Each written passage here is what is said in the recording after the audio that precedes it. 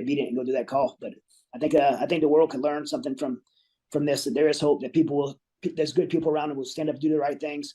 People that supported us were not people that I typically agree with. There's a lot of people that follow me on Instagram that hate me and bash me for my conservative views and stuff like that. But they were writing me like, hey, I don't like you, but what you're doing is awesome. And where can I support? Where can I give money? And it was so cool. And we had this Jewish organization that they wanted to pay for 2 planes, which was like $1.5 million, a big donation.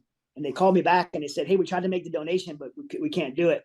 And I was like, oh, why? Did I give you the wrong routing number or something? They said, no, we're a Jewish organization, and Mighty Oaks Foundation, my foundation, is a Christian organization, and we can't give you that money. And I said, okay, but you do realize we're rescuing Muslims, right? And we kind of laughed and moved forward, and they made that donation. It was just an amazing moment in time where politics, religion, like nothing else mattered besides good people standing up and do the right thing for other people. And it'll always be like just super special to me to have been part of that. Yeah, no, I mean, it's the whole thing. And like I said to the audience, go ahead and get the book, Saving Aziz. You can get it anywhere you want to get books. It's an incredible story, and I think it's something young people especially should learn about. And everyone, because it does go to show that there's good people. You know, everyone wants to be at each other's throats these days. That's kind of what the media teaches you to do. Hate each other. Everyone's a villain. If you disagree, you have to hate. Not true. Not true at all. So I think your story is represents that you can, a lot of good out there. Now on the Ukraine, because I do want to talk about this, because the war is ongoing. What was your experience when it comes to the situation in Ukraine? Well, it's changed. It's changed since I began. You know, it started in February. We had ceasefires on the ground before the invasion because we knew it was coming. We were watching it unfold. And then I went immediately after the invasion. I was in Ukraine, days after the invasion. And originally we went there to see, hey, how can we help? Afghanistan is a lot different. People couldn't go in Afghanistan and load up mass amounts of people to get them out. We were able to do that. Ukraine, people could drive a bus across the border, open the door, load it up, and get people out. So the mass evacs were not something we needed to do. And one of the things about special operations is you do what's special, you do what other people can't.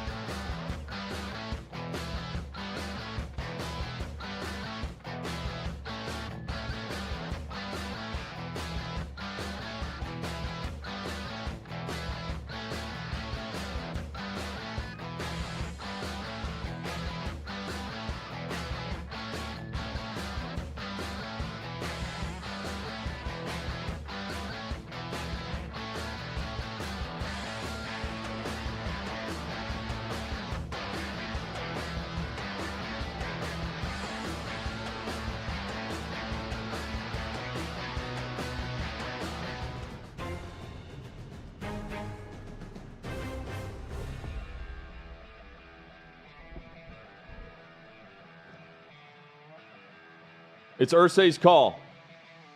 Jim Irsay can name Jeff Saturday the head coach. Reports are out that that's the way they're leaning. They've been leaning that way since they made the move, and then Jeff Saturday was hired to be the interim. Welcome back, OutKick 360. 12-hour interviews in some cases for the third round, and there may be another session. Who knows with the way this is headed? But, Chad, if it's Jeff Saturday, why don't they go ahead and just do it? If it's Jeff Saturday, it's because he has the right answer to Irsay's question of what was your favorite Fleetwood Mac album.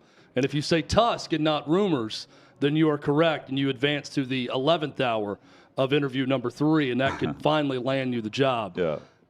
If it is Jeff Saturday, I mean, I don't know what to tell Colts fans other than you've got a guy who appears to have lost it a bit running your team.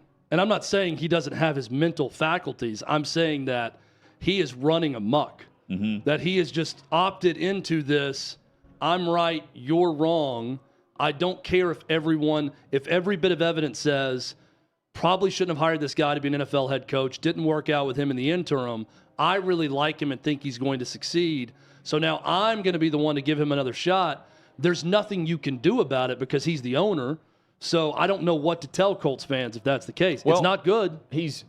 Bob Irsay was known for being very, I won't say short-tempered, but he quick-triggered, right? He fired Howard Schnellenberger a month into the season when they first brought him in. Meanwhile, Jim Irsay, his son, who now owns the team, of course, he's been much more patient. Now, some of that is due to having solid coaching and solid quarterback play, and you're allowed to do that. But with Reich and with Ballard, I mean, they had the meeting in January of last year after that season when they lost that win-and-in game against Jacksonville. They all came back, had the heart-to-heart come-to-Jesus meeting. Turns out Wentz was the one that was out, and they got decent payment in return for Wentz from Washington, which bailed them out. They then go get Matt Ryan. They've been more aggressive in that angle than they have the coaching angle. So this whole aspect of the Saturday movement is a bit strange, but it's not strange because it's Jim Irsay who's quirky, and that's me being polite there. Like, it's just, you never know what the guy's thinking. Yeah, and I'm not going to be hypocritical because I love the story of an owner who's going to say things, and Jim Irsay will do that. Example, I love the way he handled the fallout from that falling flat on their face in Jacksonville performance, where it was just a very muted response from everyone from Frank Reich to Carson Wentz. And the one guy who was standing up and seemingly trying to hold people accountable was the owner, and Jim Irsay, who reacted with a strong statement about the game and the way it pained him and made him feel that you weren't really getting from the quarterback leader of the team or the head coach. I liked that, Jim Irsay. But the flip side of always speaking your mind and talking and doing what you want is this. Well, and then Jeff Saturday was outside the box as an interim guy. Okay, whatever. He's an interim guy. Didn't work out. You can easily move on. But now that we're in the round 3 of the interviews, we're not moving on here. Right. We're sticking with the whole Jeff Saturday thing, and that is not good news for Colts fans. Well, so he had the tweet where he sent out the message to Colts fans where he says, look, I feel you. I want to win. I hate losing. We're going to get back to that. And, he's not going to settle. But at the same time, this whole saga has been set up where if he hires Saturday, it was a foregone conclusion in November. And if he doesn't, the group that he's picking from isn't the cream of the crop coaching list that all the teams have gone out and found, right? Yeah. So it ends up being a first-time head coach, which isn't a bad thing. Look across the league at what the Bengals have done, for instance, or what Pittsburgh has done in their history of hiring great coaches, young up-and-comers who stay in that job because they're excellent at what they do. They identify the young guys. This doesn't seem to be that. This seems to be confusion where Ballard is wanting one thing, and he's trying to go about it his way, and he's got the owner who's bringing along Jeff Saturday. And they still got to put together a staff. Well, and if it's not Jeff Saturday, I think you're right. If Mike Kafka doesn't get a job, maybe it lands to that, but that seems a lot more sane right now. Yeah, it does. Than the Jeff Saturday solution. It does. Speaking of coaching searches, Notre Dame has one now for OC. That's next. college football's in trouble. There's a lot of people trying to keep it from happening. I think it's a general consensus across the college football landscape. We want to play football. College football is a huge part of the fall. It's a huge part of Americana itself. It just really felt like people in the country needed college football to just feel a little sense of normal. Big news from the Big Ten as the conference releasing its 10-game football schedule. We go home thinking there's going to be practice the next day. Everybody gets a text, stay home, everything's canceled. Big Ten fall football season has been canceled. We just believe collectively there's too much uncertainty. I guess what I'm trying to understand, though, Kevin, is that was the same position you had 6 days ago. The Big Ten is an unmitigated disaster. There was a ton of confusion. There was presidents saying one thing, there was coaches saying another. Players had to be silent, coaches had to be silent, ADs had to be silent. People said, how does what you just did make any sense? And nobody really knew what the heck happened when they voted to cancel the season. You make this huge historical announcement, and then Kevin Warren never does a press conference to explain it. It was like a masterclass in how not to handle a crisis. The word really that was lacking in all this is transparency. It felt like a lot of stuff was happening behind closed doors. Even today, we still don't know what occurred. So you don't tell us parents, that's fine, but you're not telling the young men that it affects. We have to make a decision to save the season. What about the history books? What about the rivalry games? What about Paul Bunyan's axe? How is that not going to go to a team this year? This is a failure of epic magnitude. The Big Ten presidents and leaders should be held accountable for the disastrous decisions that they're making. Then the commissioner doubles down, saying his decision will not be revisited. And that's the point. It felt like a war was declared on the Big Ten and Kevin Warren. Everything turned political. Because if this is medical, then you would have stopped the game of football a long time ago. I think the Big Ten leaders will tell you that they probably made a mistake in hindsight. If I had the chance to do it all over last year, I would make the same decisions that we made.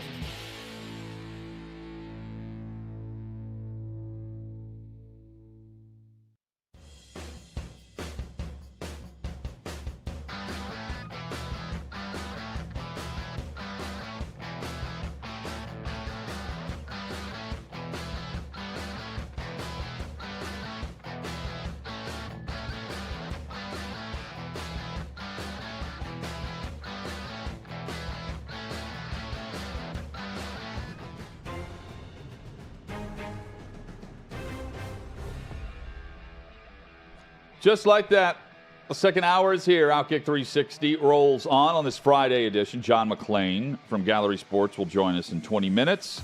We'll hit some NFL discussion points from across the league. Take a look ahead for the Super Bowl as well, plus the coaching searches.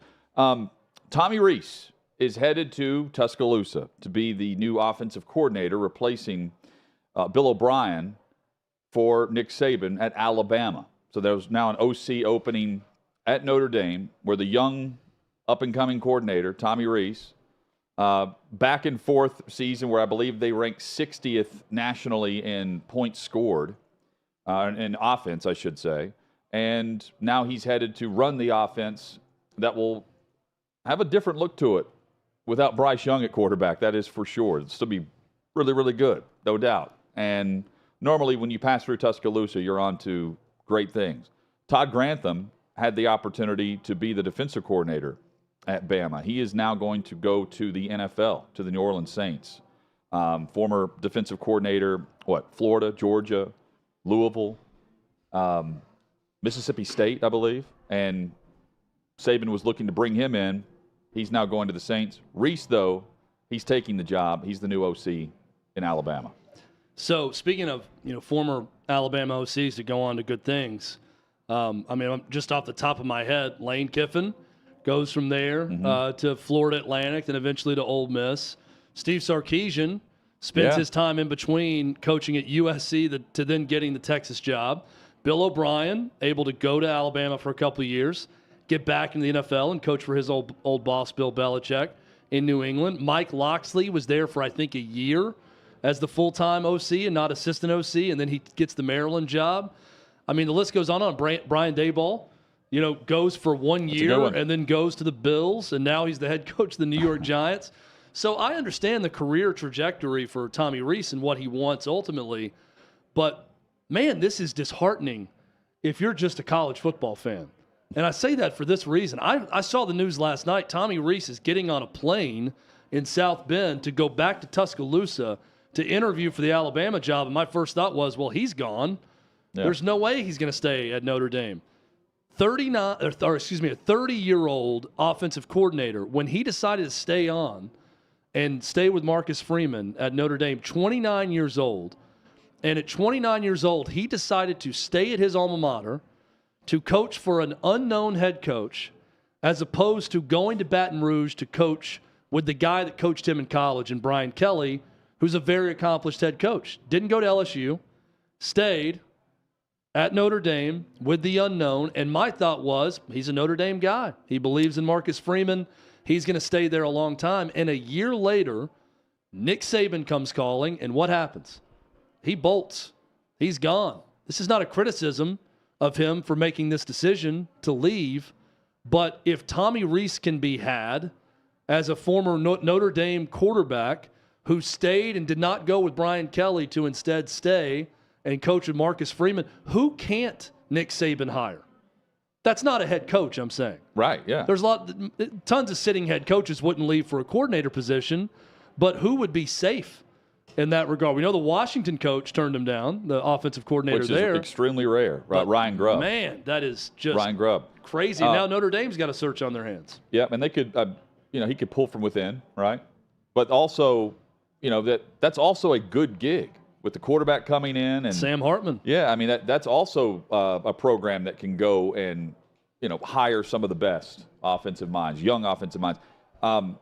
He is the youngest offensive coordinator at Alabama since Major Applewhite was there with Saban.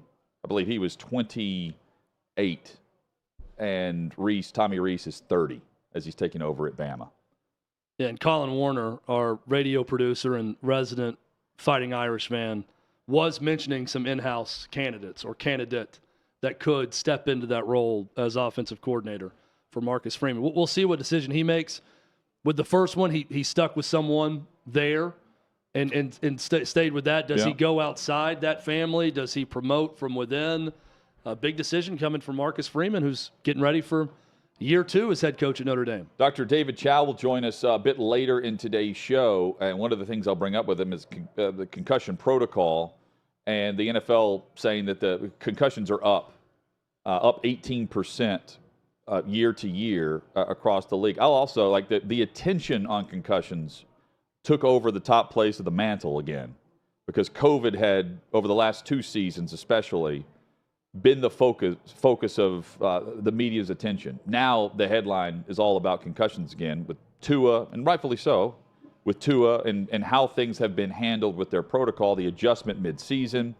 This is a headline because it's up, but it's also because it's a more specific protocol that's in place than what we've seen. It took Tua a month to pass protocol just recently from his most recent one. Teddy Bridgewater cleared concussion protocol, and they still held him out the following week at quarterback. Point being, it's a much more documented injury than it even was to start the season. I'm not surprised with that, with the 18% increase. No, I'm not either. And I think that this is going to sound weird, but I think an increase in noted concussions is a good thing for the sport because it means that we're just catching more of them. As long as the protocol is being followed to get that player back healthy before returning, right? Like that's kind of the emphasis this year was everything very specific in how Tua got back to the field, right, from that halftime. And turns out the Dolphins were not at fault. They still got rid of the independent neurologist that oversaw everything. But it's a much more strenuous process now on the teams, on the player. I mean, again, like the eye in the sky points you out for stumbling, you're out. You're done for that game. Here's an analogy. When the NCAA mattered, everyone had a compliance department. They still do. Yeah. But if the compliance department was doing their job, they were finding violations. You were self-reporting something. So you were doing your due diligence and you were finding something you did wrong. It's a big, thick NCAA rule book. You were going to be violating something, so you had to make sure you were reporting something back to the NCAA. The fact that concussions are up is a good thing because I think it's the medical staff probably doing their job more and everyone noticing more. And because of that, I don't think the sport is any more violent in terms of concussion risk, but I think that everyone is a little bit more vigilant on it. And because of that, that's why the numbers are going up. So that's what I mean by saying it's not a bad thing. Yeah. Chad, is it a bad thing? How many times do you think Tom Brady will watch 80 for Brady? Well, he said in a tweet he would do it 4 times today, now that he's retired. He's got a full day to take in the opening on this glorious Friday in early February. Tom Brady says, now that I'm retired, I have time to go see 80 for Brady 4 separate times today. I mean, I think he's already seen it. Oh, for sure. I do think that, he will go to a movie theater and watch it just to say that he's done it. I know a lot of producers and people that will go do that to get that out of the way, to contribute to the box office. But I don't think he's going to see it 4 times today. Well, you got the red carpet stuff that they can do. He said he was doing that on the podcast. He said he'd be going out to L.A. for that, for the debut or whatever. I just saw a headline. What do you think the average is for like the average film that hits theaters? What that cast, how many times that cast actually goes to watch that movie? When I say that, like they're contracted to show up on behalf of whatever for premieres. Yeah. Which there's more than one. They'll fly all over the place. It depends on the movie. Like Top Gun Maverick opens and it's got, 4 different international openings. They're in London and they're in Berlin and they're all over the place opening a movie like that. 80 for Brady, probably once. I think they'll have an LA premiere. Maybe they'll have a Boston premiere with it being Patriots focused, right? So they'll go somewhere in New England for a premiere. And outside of that, so 2. I think for this film, and I loosely call it a film, I think this film, there'll be 2 mandatory viewings, like Clockwork Orange, where they tape their eyelids open and force them to watch it. I did just see a headline from Entertainment Weekly. This is one of those accounts that I see some of the tweets, and I always ask, why do I still follow Entertainment Weekly? But I'm glad that I'm seeing it because I'm following what I'm following right now, and not the For You tab on Twitter. But it says that Sally Field, in an interview, who's in the movie, says that she improvised most of her lines in the movie to show that she's not 80, she's still in her 70s. So she's making a joke that she's not lost her faculties yet. And to prove that she's actually younger than the movie title, she improvised most of her comedy in it. I don't know if that's good or bad for the movie. Was the script better than what Sally Field had to offer? I don't know. I mean, what was the movie with Sandler and Spade and I'm trying to think of Chris Rock? Grown Ups? Grown Ups. You remember how the build-up to the Super Bowl week when they were pushing that movie? All of the emphasis on that movie. This feels like it's the same type of hype, but it's not going to deliver the same way. No. You know what I mean? But like the sports media is talking about it because it's Brady. And then, Chad, you've got family members who can't wait to go flock to watch this multiple times. Will they see it more than the cast will see it for premieres? I think my family members watching it this weekend will double the gross income of the movie of our viewership and listenership. I think if you listen to this, I saw Alejandro from OutKick last night tweet out, I think jokingly, maybe he's going to write a review for OutKick.com, but he had the theater list I saw it this morning. Tickets that he had his ticket purchased to go see 80 for Brady. And I think I retweeted something like, God be with you. And someone responded and said, I think this movie is going to be terrible. Are you guys saying it's going to be good? And I responded and said, let me make myself clear. If you ever thought that I thought this was going to be good, it was pure sarcasm.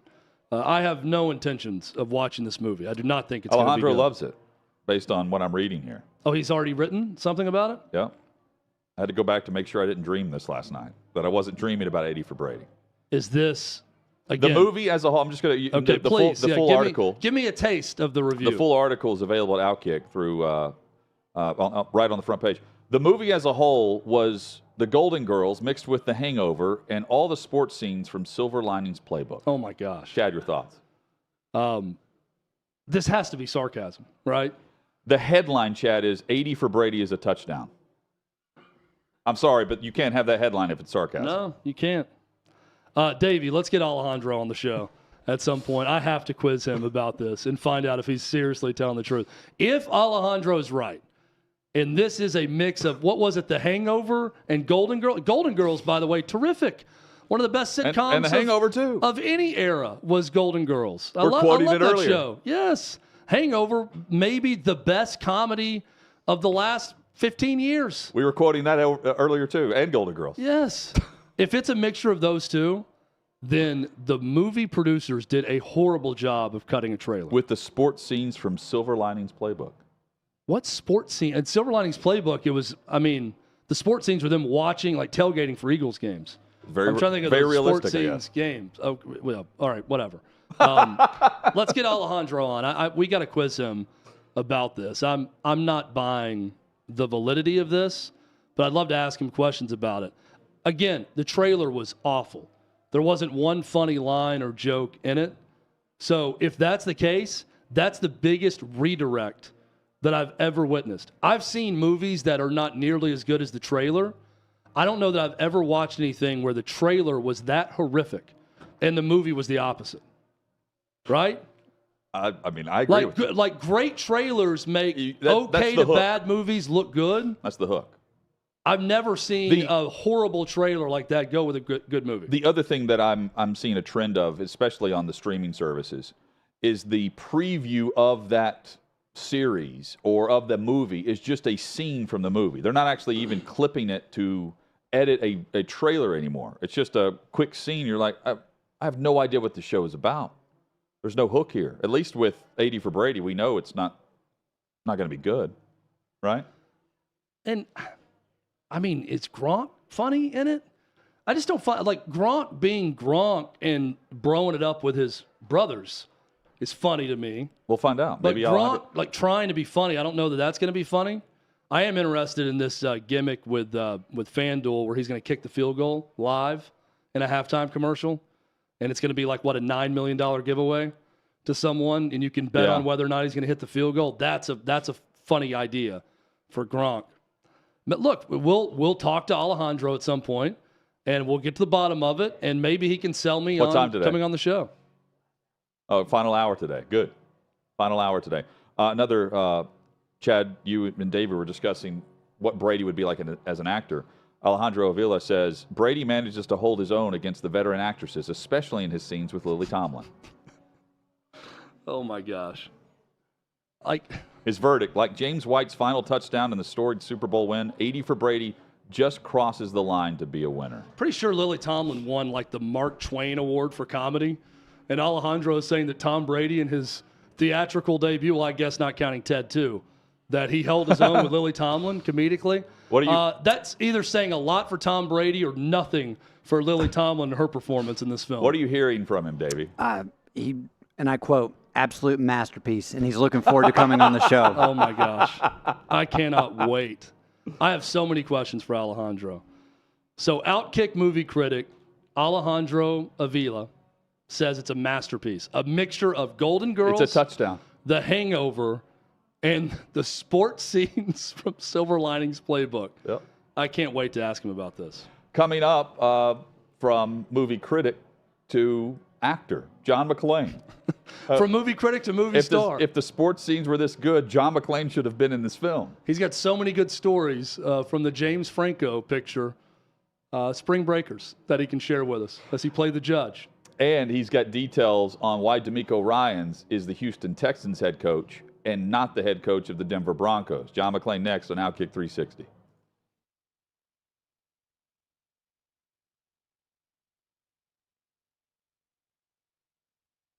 It's so crazy because Tom Brady is just a touch older than me. I believe now there are no NFL players older than me, which that's the first time in my life I can say that. Okay. So now I feel really old. Now I feel truly and really old. I'm sorry, man. God, that's horrible. I didn't know that feeling. I'm Maybe sorry. there's I a punter apologize. or a kicker. I'll have to check. Maybe I'm hoping there's like an old, like a long time punter, kicker, or a long snapper that's older than me, but I don't think so. And it's amazing to me thinking about Brady the last few years. Like, I know how I feel when I wake up in the morning. I can't even imagine attempting to play in the NFL like this. Right? Yeah. I mean, I don't even know if last season should have happened, but that's not up for me. It's not for anybody to sit there and argue. I don't have the drive Tom Brady has. I'm very willing to admit that. Right. It seemed to me, just as an outsider with no inside information whatsoever, that he retired and that he engaged in normal life for the first time in a long time. Was like, yeah, this sucks. I'm getting back to the NFL. I don't like the daycare thing. I love my kids, but I don't like dropping it off. I don't want to go play pickleball at 3:00 in the afternoon. Like, let's get back to normal.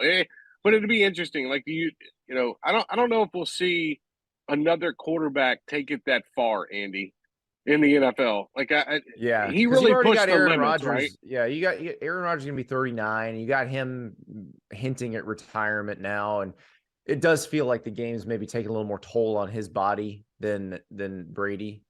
Maybe there's some ayahuasca that'll fix that, but it's crazy that it lasted this long. I mean, I think back to how much my life, I graduated college in 2000, and working my first job, watching Tom Brady lead the Patriots when they were the underdogs to the win against the Rams in the Super Bowl, and thinking, well, that's a cool story. 6th-round guy, hope the career works out for him.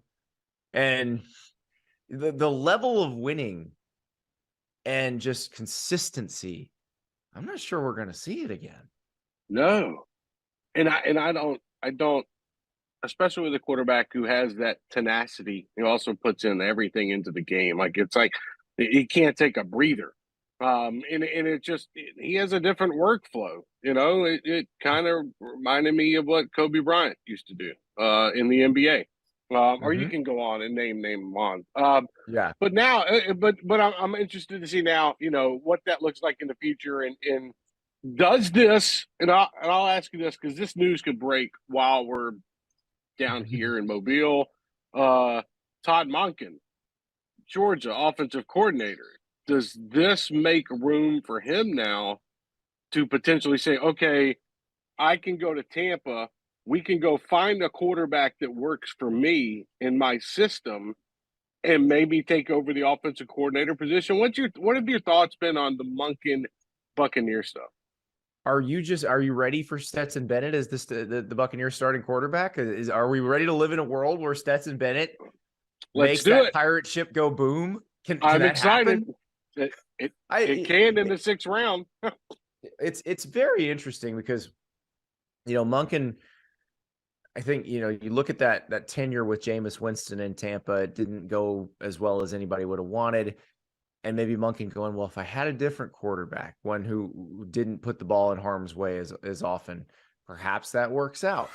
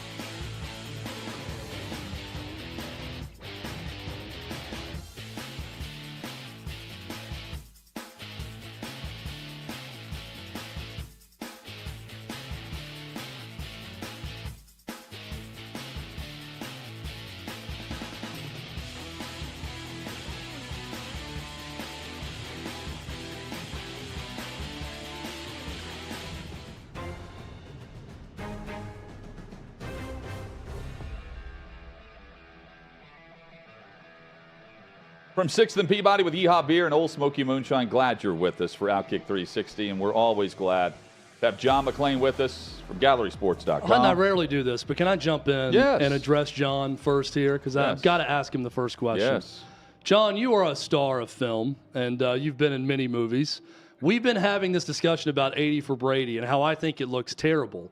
And we've got a writer at OutKick who swears it is great. He said it's a mixture of Golden Girls, The Hangover, and the sports sequences in Silver Linings Playbook. And we're going to have him on later to discuss his review of this movie. I have to ask, were you approached about being in this film also? No, I'm not 80 yet. If I'd been 80, they might have approached me. And I would have had one of the women as my love interest. I would have taken Jane Fonda, but no, they left me out. All the other reviews I'm reading about it are terrible. And they said Brady's just awful. You'd think with all the cameras he's been around and all the media and all the publicity, he would be a natural to be in a movie. It sounds cute, and I'm sure it is if you're a fan of Brady or any of the four actresses. I'm guessing a lot of Patriot fans will go see it. Well, and John, I asked because you have played yourself a media member in a bunch of sports movies. And he's had a love interest with Selena Gomez in Spring Breakers. Yes, he has. So you never know. You can't put John in a box in terms of his roles, but most of the time you're playing yourself or a media member. So it's not that far-fetched to think that maybe you were going to be in this movie also. Well, I was a judge in Spring Breakers. I was Uncle JD in Cook County. Uncle JD. So I have done something more besides just being a cameo, but it doesn't matter whether it's as a media member or a real part. If you blink, you're going to miss them. John's like Sandler. He went from, the comedy to dark roles. Well, it just and that was Cook County. It's a great film, but it's not on the same plane as Spring Breakers. That is for sure. No, not hardly. I was one of the few in it that weren't crystal meth addicts. Yes. That's why John plays himself. Well, he's also very method, and he didn't want to develop a meth addiction, so he decided to not take on that part because he would have to do it to know what it's like. So good of John. Good on John not to take that role. John, while we're just discussing Spring Breakers, I'll tie it in. How was Palm Beach? Because you went and you were a part of the fundraiser with Reggie Jackson. It was Mr. October's annual celebrity fundraising dinner and golf tournament. And Jim Crane, the Astros owner, who Reggie works for as a special advisor, he gives him the Floridian National Golf Club, which is one of the most exclusive in the country.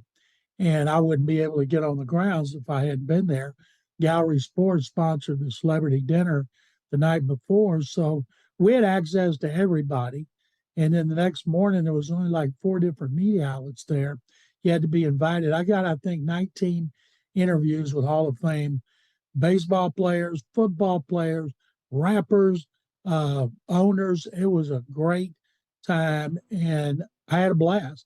The football players I know and I'm used to from being on the Hall of Fame selection committee for 30 years. But I got to tell you, being around a lot of those baseball players, I was like a kid on Christmas morning, especially when I was interviewing Reggie Jackson. All those interviews are on my Twitter account and also on Gallery Sports and our social media platforms. And it was an honor to participate in it and be part of everything Reggie Jackson's been doing with his foundation since 1997. It's amazing to stand there next to him, and he's very thin today, and he's not tall. And while I'm interviewing him, I'm thinking, you hit the 2 hardest balls that I've ever seen in baseball history, which is one of the questions I asked him. 71 All-Star game at Tiger Stadium, hit the lights in right center field, or it would have come down in Canada. And the third one in the 77 World Series to dead center field at Yankee Stadium, halfway up the tarp, and he said the one at Tiger Stadium. Over John's career, he's covered many coaching searches, and I could say that about Houston just over the last 4 years or so. John McClain with us, GallerySports.com. John, how did Houston end up with DeMeco Ryans? Tell us the backstory there and Denver's involvement and why DeMeco Ryans chose Houston over Denver. He played his first 6 years here. His wife's from here. They got married here. They're building a home here. during the pandemic. They started a home for wayward kids here, and he loves Houston, H-Town as he calls it. And I talked to him right after Lovie Smith was fired, and he wanted to come here. Everybody wanted him. He turned down the Panthers, his agent, Jimmy Sexton. He canceled interviews that were scheduled with the Colts and the Cardinals, and he interviewed with the Broncos the day before he interviewed here. And he got a 6-year contract for a lot of money, probably more than $30 million. They're paying the GM Nick Caserio $30 million over 6. And I think that he made no bones about it. This is where he wanted to be. They got draft capital. They've got 11 picks, 2 first-rounders, next year, 2 first-rounders. And for the first time in years, they have money to spend under the salary cap. And when he and his wife, Jamila, walked in the entrance into the lobby of NRG Stadium yesterday, the upstairs was packed with people, the stairwells, everything was packed, gave him an ovation. And in the auditorium, where you had 25 of his former teammates, 12 of his current players, you had a lot of people from the organization, plus it was packed with media. When he walked out onto the stage, he got a huge ovation from the players, and he was smiling like a kid on Christmas morning. I've known him. I've stayed in touch with him. I know how much he wanted this job, and I'm glad last year that he turned down his second interview at Minnesota because he said he needed more seasoning as a coordinator, which tells you a lot about his ego and character. And I have never seen any coach unite the fan base and the media like D'Amico Ryans already has. John, are you buying the Ian Rappaport report that the Broncos circled back and tried again for D'Amico Ryans the day they ended up hiring and trading for Sean Payton? Or are you buying the Adam Schefter report that they had long given up on D'Amico Ryans being a possibility in Denver? The Ian Rappaport report was pretty detailed.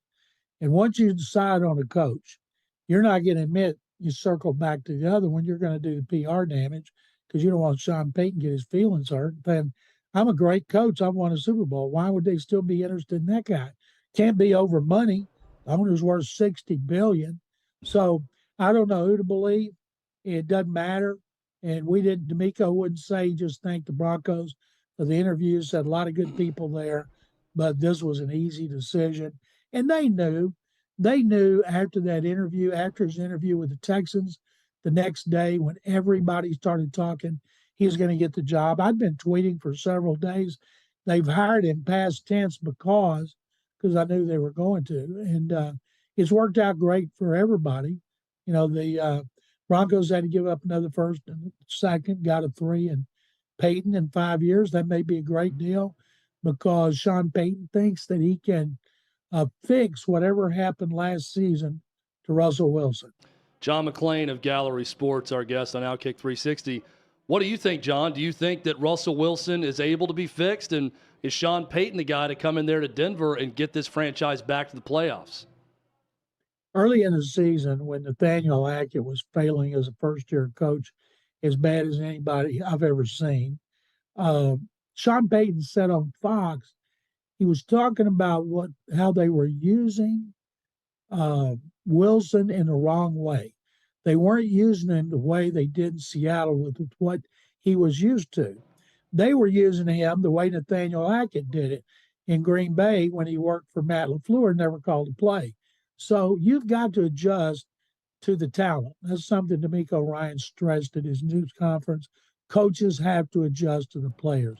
You can't make a player fit your system if he's not comfortable and confident. And so at the end of the season after Hackett was fired, Clint Kubiak, one of Gary Kubiak's 3 sons, who was quarterback coach, they had him call plays. And all of a sudden, if you go back and look at the stats over the last few games, Russell Wilson played better. Don't know if it's because of Wilson. Don't know if it's because Kubiak. Kubiak's a candidate here for offensive coordinator. But I think, yes, I don't think Russell Wilson just lost it. Although there was a very detailed story in The Athletic after he was traded about why Seattle traded him, because they believe there's things he used to do that help make him so effective that he can't do anymore because age and the constant wear and tear on his body is keeping him from doing it. John, we haven't had a chance to talk to you since Tom Brady retired. Hutton and I were both surprised when we saw the news. We figured with everything he went through this year that all of that wouldn't just be for this one season in Tampa, losing in blowout fashion to the Cowboys to end his tenure there. Were you surprised when you saw this second retirement from Tom Brady? Absolutely, Chad. Like I was, like everybody else, there's been no indication he's really going to retire. I thought the reason, he retired the first time, he kept talking about his family and his wife, and now he came back. Then he got divorced. I wonder if they'll get back together. And a lot of people thought he was going to the Raiders. Some thought the 49ers, that he had options. But now he's going to walk away and he's going to go to work for Fox and get a huge raise up to $37.5 million a year. We should all be so lucky. I don't think he's coming back. Nobody knows. But I'm guessing at his age, he's going to be 46 in August. He's ready to move on to what's next, and that's going to be as the highest paid broadcaster in history, sports-wise. He never was the highest paid quarterback, and it was his own fault because he made a lot of money anyway on and off the field. His wife, I read one time, got $80 million a year for being a supermodel and all the things she endorsed. So he took less money so they could send more free agents. But right now, I can't wait to hear him on Fox. I think he'll be good, but you never know. John McClain with us on OutKick 360. John, the reports are that Kyler Murray could be a holdup for Arizona's coaching search, pairing him with the right coach or the coach wanting to actually coach Kyler Murray. And I'll let you jump in as well on these reported 12-hour third interviews with Jim Irsay in Indianapolis. Which franchise do you think makes the hire before the other? Well, I would guess Arizona because Indy's interviewed like 15 people now. And I think it's amazing. I don't even know if they've started the second ones. Jim Irsay's known to like stay up late. Yep. He likes to party, and he sends out sometime tweets at 1 a.m. Write songs. If he sticks with Jeff Saturday, yeah, people up there are going to be so disappointed. They started a petition not to get Saturday back. I feel bad for Saturday, but I can't imagine they're not going to hire somebody else. Chris Ballard, the general manager, is probably just biding his time so he can get out of there. So I'm guessing Arizona needs to be the one to pull the trigger. But Kyler Murray, remember, they said he likes to study his game plan watching video games. And they put that clause in his contract saying he had to study X amount of time. They took it out when it got bad publicity. But if you're doing that, that shows it's an issue. I've heard from a couple of former players there that he works really hard on the practice field and the games, but he just doesn't like studying a game plan because he's so used to doing things off schedule. And that's why he's done it his whole life. Somebody's not open, boom, make a play. That could be running, throwing, or throwing on the run. John, you bring up an interesting point about Jeff Saturday. We feel bad for him because of the petition. He's receiving a lot of criticism, but he's still there. He hasn't removed his name. He wants the job. He's willing to put up with the criticism, and everyone it's an inside joke now. It's a running joke that Irsay and Saturday have had this plan all along. The fact he's putting up with it, I'm thinking, why didn't he get into coaching earlier if he's this diehard about wanting to be a head coach in the NFL? Maybe he was offered like an assistant offensive line coach job, which is where you have to learn assistant position coach, then you move up. And Saturday's a great guy. He's a great talker. Yes. He's a really good player. One of Peyton Manning's best friends. I always liked him on ESPN. And he won that first game, and then it was terrible the rest of the way. And then they lost to the Texans in the last game at home, and that was the ultimate indignity. But maybe he didn't get a lot of criticism as a player because those teams won. But the fact he's sticking it out, maybe Jim Irsay has told him, we'll have a place for you in the organization, get a little more seasoning, maybe working personnel, or I don't see how he can be an assistant coach for a new coach. Right. But I feel bad the way he's been kicked around by the fans and the media through no fault of his own, just the fact that Irsay counts him as a candidate. Derek Carr is going to be playing elsewhere after he finishes with the Pro Bowl. But I find it interesting. He's not going to extend the February 15th deadline. I don't blame him. He wants to play elsewhere, and he wants a fresh start. Why don't you think the Raiders have allowed him to at least discuss a trade option with another team yet? Because they haven't, according to reports and according to Carr. Who knows how they operate? His agent should have been given permission. The fact is, they're doing stuff illegal behind the scenes just in case. He wants to be released, so because he knows nobody's going to pick up that contract. So if he's released, he's playing chicken with the front office, and Derek Carr wants to go somewhere where they think he is the missing link between a playoff team and a non-playoff team. And the Jets would be one, but the Jets are in a hither now because they think they're going to trade for Aaron Rodgers. And so those are the two big quarterbacks right now, both cost compensation. Jimmy Garoppolo doesn't, but he's still recovering from another injury. So we've got three veteran quarterbacks who could be on the move, although it wouldn't surprise me if Aaron Rodgers is not back in Green Bay, because I think all the information people who are on TV and social media and talk shows, they like using Rodgers, all this mystery about him, because it gets a lot of attention, much more so than any other quarterback. John, what do you think about the reunion between the Patriots and Bill Belichick and your old buddy Bill O'Brien, now headed back to be their offensive coordinator?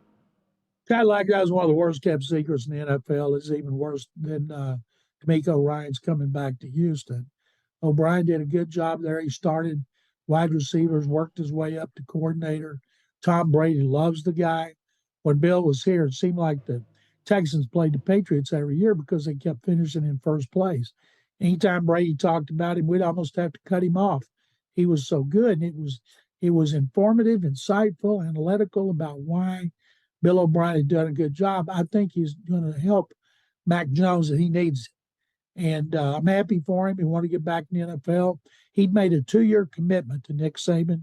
Saban knew it. He knew it. I think he wants to be head coach again in the NFL. The best way to do that is get back to the NFL, try to be successful.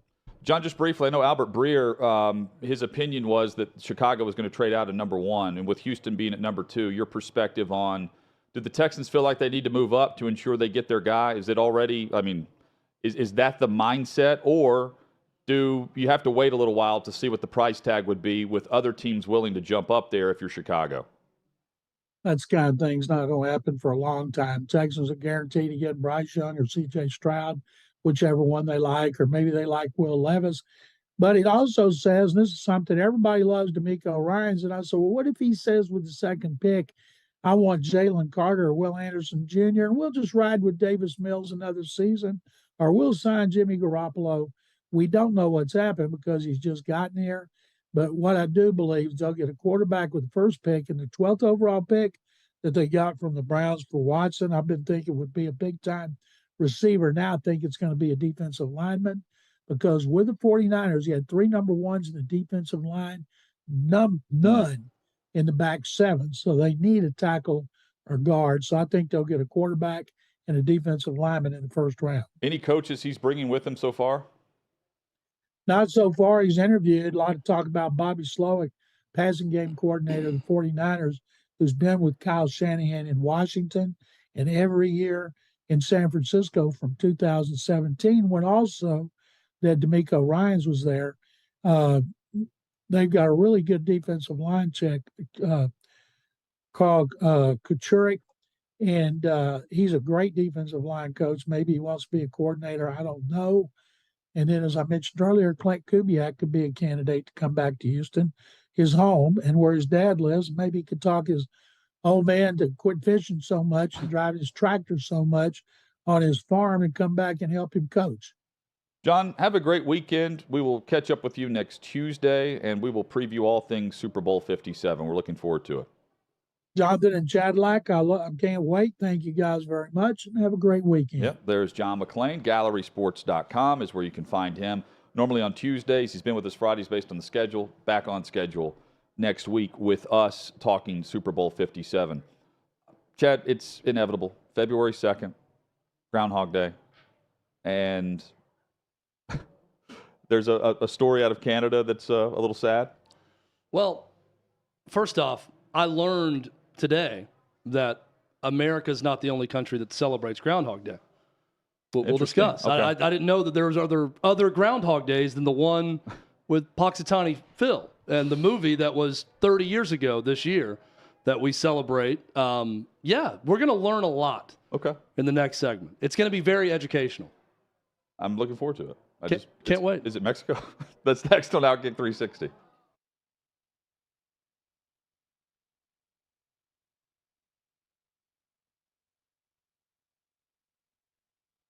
I witnessed, Dennis Price and C Spray and all these people just do such amazing things, and we continue to get asked about Afghanistan and what we didn't do in Ukraine. Like, why would you, like, beyond Aziz, it's no brainer why I would go help Aziz.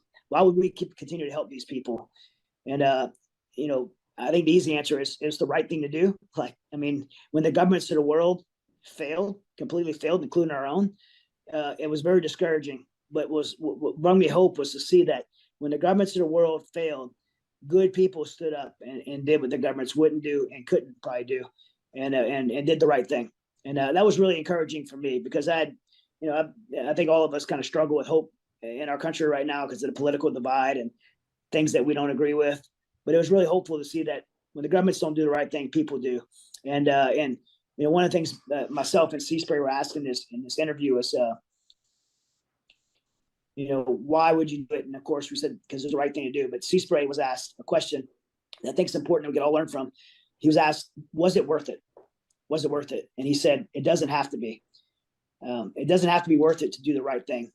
And whether it's something like this or in your personal lives, like, I think we all have the ability to do the right thing in our own little spheres of our life. And we always try to balance the ROI, like, what are we going to get out of it? What's the return on investment? But it doesn't always have to be worth it to do the right thing. And in this case, I don't know if it was worth it or not. I thought it was worth it to Aziz and his family and the 17,000 Afghans. And I believe that burden God put in our heart. I think it was worth it to God for us to be obedient and go do that call. But I think the world could learn something from this, that there is hope, that there's good people around who will stand up and do the right things. People that supported us were not people that I typically agree with. There's a lot of people that follow me on Instagram that hate me and bash me for my conservative views and stuff like that. But they were writing me like, hey, I don't like you, but what you're doing is awesome. And where can I support? Where can I give money? And it was so cool. And we had this Jewish organization that they wanted to pay for 2 planes, which was like $1.5 million, a big donation. And they called me back and they said, hey, we tried to make the donation, but we can't do it. And I was like, oh, why? Did I give you the wrong routing number or something? They said, no, we're a Jewish organization, and Mighty Oaks Foundation, my foundation, is a Christian organization, and we can't give you that money. And I said, okay, but you do realize we're rescuing Muslims, right? And we kind of laughed and moved forward, and they made that donation. It was just an amazing moment in time where politics, religion, like nothing else mattered besides good people standing up and do the right thing for other people. And it'll always be like just super special to me to have been part of that. Yeah, no, I mean, it's the whole thing. And like I said to the audience, go ahead and get the book, Saving Aziz. You can get it anywhere you want to get books. It's an incredible story, and I think it's something young people especially should learn about. And everyone, because it does go to show that there's good people. Everyone wants to be at each other's throats these days. That's kind of what the media teaches you to do. Hate each other. Everyone's a villain. If you disagree, you have to hate. Not true. Not true at all. So I think your story represents that you can, a lot of good out there. Now on the Ukraine, because I do want to talk about this, because the war is ongoing. What was your experience when it comes to the situation in Ukraine? Well, it's changed. It's changed since I began. It started in February. We had sea sprayers on the ground before the invasion because we knew it was coming. We were watching it unfold. And then I went immediately after the invasion. I was in Ukraine, days after the invasion. And originally we went there to see, hey, how can we help? Afghanistan is a lot different. People couldn't go in Afghanistan and load up mass amounts of people to get them out. We were able to do that. Ukraine, people could drive a bus across the border, open the door, load it up and get people out. So the mass evacs were not something we needed to do. And, one of the things about special operations is you do what's special, you do what other people can't.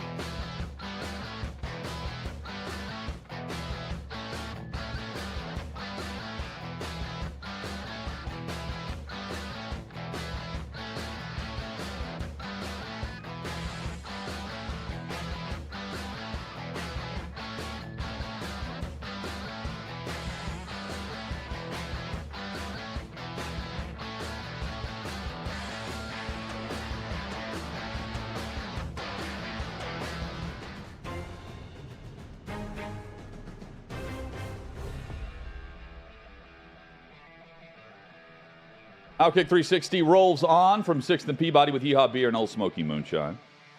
Chad, you bring video to the show today?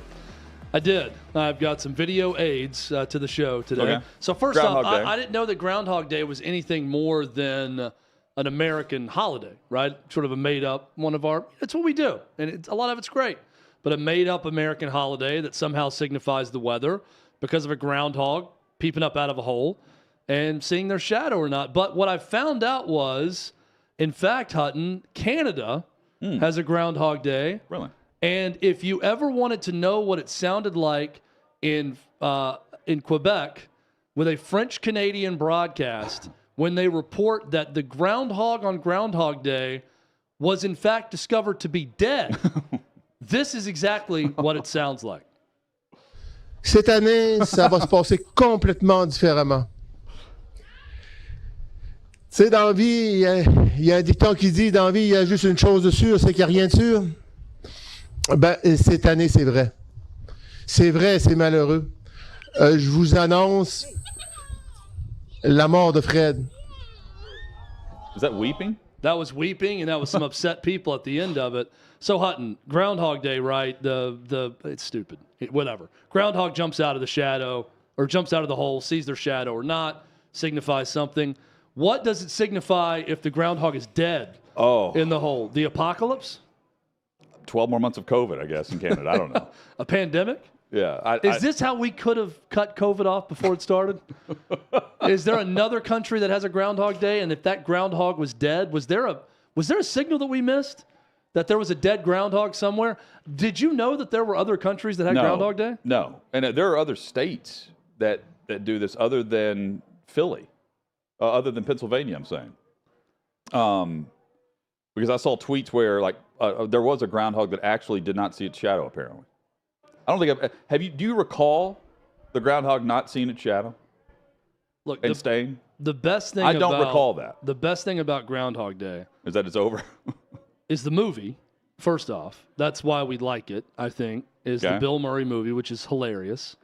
I agree. Also, it's like an elementary school thing. My memory of even caring about Groundhog Day was I remember on Groundhog Day in like 2nd or 3rd grade, we would do something big for Groundhog Day, and it was a cute, furry groundhog, and you're a little kid and you like it. Does anyone actually? The amount of people that show up in that Pennsylvania By the way, town, it's only enormous. It's only the United States and Canada, according to Wikipedia. Okay. That celebrate this. This and they wonderful celebrate animal. in French, also apparently in Quebec. Yeah. So I don't know. I don't know how this came to be, but Chad, it doesn't mean great things for Canada. The fact that their groundhog came out and was not alive and ours was. Am I reading this correctly also, Davey, that the groundhog's name was Fred? So Frederick. Not Jacques or Francois. I feel like if you're going to have a French-Canadian groundhog and name it Fred, that's just ridiculous. It's Puxatawny Phil in the United States. That makes sense. I can grapple Especially with in that, Quebec. right? Yes. That makes no sense. How is Fred? It's Fred Le Marmont. Okay, that makes a little bit more sense. Say that one more time, please. Fred David. Le Marmont. Le Marmont. But it's still Fred. Yeah. Yeah, not good. I mean, they could do better. They could also do better by not killing the groundhog. We should put that out there as well. Well, the groundhog died during winter, apparently. I didn't take it to mean like they scooped it out and corpse. Accidentally They were killed the paying groundhog. tribute to de Blasio. I mean, the jokes here are great, but the kids in the background when they heard that the groundhog was dead, they had a press conference to announce this. You could hear a slight shriek from a woman in the crowd in the beginning. Yes. And then they just got very depressed at the end of the reading. I love the guy also. Is that the mayor of the town? He's reading from like an ancient scroll from it. Well, we've got the Dead Sea Scrolls are there. He's reading in French, but we got the reports on the groundhog, and apparently it's dead. The groundhog's dead, guys. But if you're doing that event, let's just be honest here. You've got to have a second groundhog that's a stand-in. No different than a magician when they used to kill the bird, and they have the other bird ready to go. When you collapse the hat and it's in the hat, you know what I'm talking about? Yeah. There's always a second bird. Like you bring out, or a pigeon, you bring out the second groundhog and you just act like that's the groundhog that came out of its burrow. So it's not that hard. You don't announce to the children that the groundhog's dead. I'm thinking of the Christopher Nolan movie with that, The Majestic, where they have the dead birds and the magicians going back and Yes, The Prestige. The Prestige. The Prestige, yes, not The Majestic. Very good. Majestic's about an old movie theater with Jim Carrey, I believe. I did some more research, and it turns out they just picked up a child and held the child up after not being able to have a groundhog. Well, like Michael Jackson when he held his baby over the hotel balcony, that type of little thing? blanket, yeah. Yeah. Chad just brought up a child and Michael Jackson in the same sentence. I didn't know where he was going. Stay tuned. In the final hour of the show, it's going to get real weird when we move into that territory. No, it's just, if you notice the sea of people in Poxitani where this happens, it's crazy. And I'm looking at it, Hutton, and I'm thinking, are these just the townspeople that it's their civic duty to show up to this? So everyone in that town Probably. shows up, Yeah. and that's that many people? Or do Yeah. people actually travel I'm sure some annually do. to go to the Groundhog Day I'm festivities? sure some do, but it's a community event. Let's put it that way. It's on the calendar. I mean, can you imagine circling the calendar and saying, on February 2nd, we know where we're going to be every year. We're going to Pennsylvania. Well, not and every we're gonna year. go I don't to know if there's Groundhog people Day. that go every year. I'm saying like you. They just mark and say, that's a bucket list item. I got to be there. I don't know. When that groundhog comes out of the hole, I got to be there for that. It's like going to the Masters or the Super Bowl is Groundhog Day. Coming up, or going to see 80 for Brady for the first time, or the fourth time, like an for Brady upcoming today. guest of ours that's going to talk about it. And then we got another guest who's going to Alejandro react to Avila. that guest, Yeah. and we'll get her opinion on the Once- 80 for Brady trailer. Alejandro Avila reviewed this film for OutKick, and he says it's a masterpiece. That's coming up in about 20 minutes. When we come back, Dr. David Chao joins us, Pro Football Doc, preview the big injuries headed into the Super Bowl next week. That's next.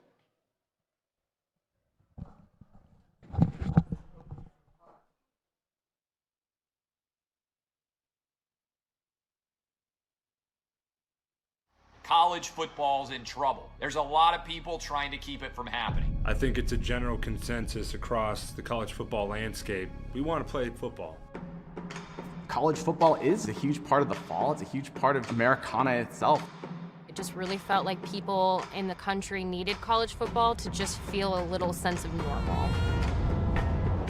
Big news from the Big Ten as the conference releasing its 10-game football schedule. We go home thinking that we're going to be practicing the next day. Everybody gets a text, stay home, everything's canceled. Big Ten fall football season has been canceled. We just believe collectively there's too much uncertainty. I guess what I'm trying to understand, though, Kevin, is that was the same position you had 6 days ago. The Big Ten is an unmitigated disaster. There was a ton of confusion. There was presidents saying one thing, there was coaches saying another. Players had to be silent, coaches had to be silent, ADs had to be silent. People said, how does what you just did make any sense? And nobody really knew what the heck happened when they voted to cancel the season. You make this huge historical announcement, and then Kevin Warren never does a press conference to explain it. It was like a masterclass in how not to handle a crisis. The word really that was lacking in all of this is transparency. It felt like a lot of stuff was happening behind closed doors. Even today, we still don't know what occurred. So you don't tell us parents, that's fine, but you're not telling the young men that it affects. We have to make a decision to save the season. What about the history books? What about the rivalry games? What about Paul Bunyan's axe? How is that not going to go to a team this year? This is a failure of epic magnitude. The Big Ten presidents and leaders should be held accountable for the disastrous decisions that they're making. Then the commissioner doubles down, saying his decision will not be revisited. And that's the point. It felt like a war was declared on the Big Ten and Kevin Warren. Everything turned political. Because if this is medical, then you would have stopped the game of football a long time ago. I think the Big Ten leaders will tell you that they probably made a mistake in hindsight. If I had the chance to do it all over last year, I would make the same decisions that we made.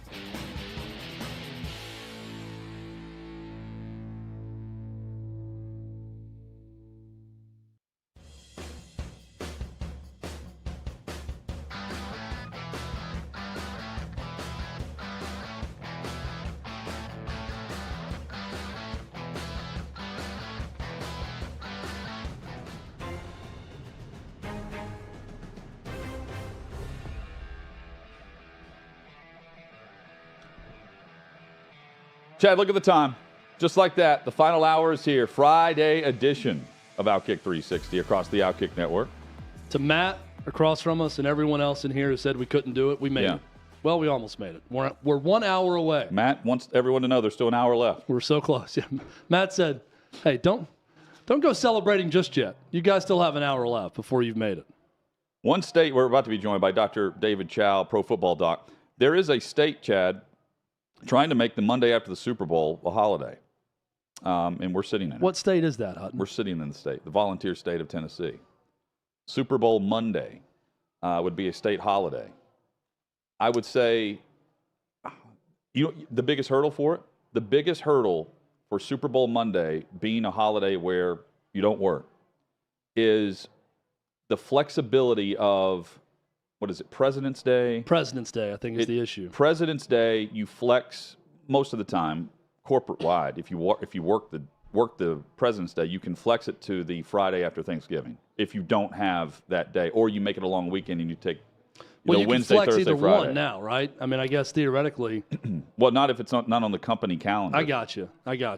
Yeah, if it's a company not based in Tennessee. Right. But our state, and Tennessee's trying to get it right and make that a holiday. So if it's a Tennessee-based company, I wonder if the flex plan would work if you were working out of the state of Tennessee for a Tennessee-based company. And saying, hey, Super Bowl Monday, my we're company working. acknowledges this. You know what I mean? Like, Yeah. But the the mail, will the mail run? That's what I want to know. Well, here's what I would also like to know. Is there any true laborer, someone who's an employee of someone else, that would not be all for this? We're going to work no matter what, so doesn't matter for us. We're going to be talking about the Super Bowl the day after the Super Bowl, but unless you own a company and are wanting production from your workers, this is pretty easy. You're probably already losing production, though, right? This is an easy bill to float for your constituency if you're a politician to get behind, is my point. I think it's going to have pretty universal appeal unless you are the employer. Unless you're exactly. Then there's the issue. Dr. David Chao joins us, Pro Football Doc and OutKick contributor. Great to have you on. Hope things are well. Doing fine. Thanks for having me. I caught the tail end of that. I'm for any and all holidays. There it is. I feel like if you're in politics, Dr. Chao, that you could very easily just start pushing bills across about holidays you want to present, and you can become very popular that way, right? Sounds good to me. Patrick Mahomes says that there were no setbacks in the AFC Championship game, that it's a pain tolerance issue at this point with the high ankle sprain. What has this process been like from what you've observed, what you've heard, what he said, and what's this week been like for him in anticipation for getting to Arizona and playing in Super Bowl 57? Yeah, I mean, the previous week was quite the roller coaster, right? I mean, oh my gosh, he hurt his ankle. Oh, he stayed in the game, no big deal. Oh my gosh, he went to the locker room. He's done. Oh my gosh, he's back, but oh my gosh, he didn't play. But then he came back in the second half. We wrote about it at OutKick through Sports Injury Central, et cetera. And what we said all along is there's no question this is a high ankle sprain. And then, heck, on Monday when reporters said it was a high ankle sprain, the line flipped and moved. Look, not all high ankle sprains are the same, and there's different degrees. There have been 5 quarterbacks this season with high ankle sprains. One has played through, now 2, and the others have missed some time. But no offense to some of the other quarterbacks. When you're Mac Jones and you have a high ankle sprain and you're 70% healthy, Bailey Zappi gets the start. When you're Patrick Mahomes and you're 70% healthy, you're starting in the AFC Championship game over Chad Henne. Now, did he run the ball? No, not at all, except that 1 4-yard run at the end there that was very key, and he got the penalty. But what we said all along is he could be mobile enough in the pocket, and he has the arm strength to be able to throw. And he's one of these unicorns. All the time he wrong foot throws off his left foot, jump throws, changes his arm angles. And that's kind of what helped him be effective with his injury. His mechanics were off, but to him, his mechanics don't matter that much. We don't think he aggravated it. We came into the last game, conference championship game, saying his Sports Injury Central 6 score is 84 out of 100. And 326 yards, 2 touchdowns, no picks, 105.4 quarterback rating, I think is 84% of Patrick Mahomes. Imagine if he's 100. Now, he's not fully healthy. he won't be fully healthy for the Super Bowl, but he'll get halfway there between now and the next 2 weeks. So I'm not really worried about the health of Patrick Mahomes. Of course, you can always get it landed on wrong and re-aggravated. You mentioned he can get halfway there over the next 2 weeks. What would the course of care look like in this 2-week period? Because the moment the Chiefs won, Doctor, the first thing I'm thinking is, what is the next 2 weeks going to look like for Patrick Mahomes? How much healthier can he get for that Super Bowl? What would that look like, the process to get ready for this game? The Chiefs medical staff has done a great job, but I've had the fortune of working as a host physician at 2 Super Bowls. I never have worked as a team physician as a Super Bowl. But what my colleagues always tell me is that there's some magical healing powers in that off week before the Super Bowl. Everyone's lobbying to play and be healthy, and it's an all-in game. So lots of rehab, stim, hands-on table rehab. Look, I think he's going to be fine. Like his 84, we're going to put it at about 91. He's going to get better and better. Going into the game against the Bengals, everyone was talking about Mahomes, and we kept saying we're more worried about the Bengals' offensive line health than Patrick Mahomes. And that obviously worked out to be the case with 5 sacks, a bunch of holding penalties, 12 quarterback hits, etc. And in the end, that probably was the biggest difference in the game. Have you noticed any lingering issues with the shoulder of Jalen Hurts in the game since he's returned? Well, do I think he's 100% where he feels nothing? No. Do I see any lingering issues on the field or otherwise? No. It's something, he's healthier than Patrick Mahomes. Now, people are going to point to, well, he didn't run the ball. He's afraid of contact. He's still hurting based on the 49er game. But if you look at the pass rush of the 49er game, it was a contained pass rush. They weren't going to let Jalen Hurts beat him. Greg Olsen singled out during the broadcast, look at Fred Warner. He's staying put. He's staying put. Why? Because he's saying, I'm making sure our scheme is that Jalen Hurts isn't going to beat us with the RPOs. So he didn't really run the ball. And then they had a big lead in the second half, and he probably was told, don't risk it. That doesn't mean his shoulder's not healthy. I think his SC joint is fine. You've heard my confidence about Patrick Mahomes. I'm more confident about Jalen Hurts being healthy than Patrick Mahomes. And in front of him, the offensive line, what do you think of the status of Lane Johnson?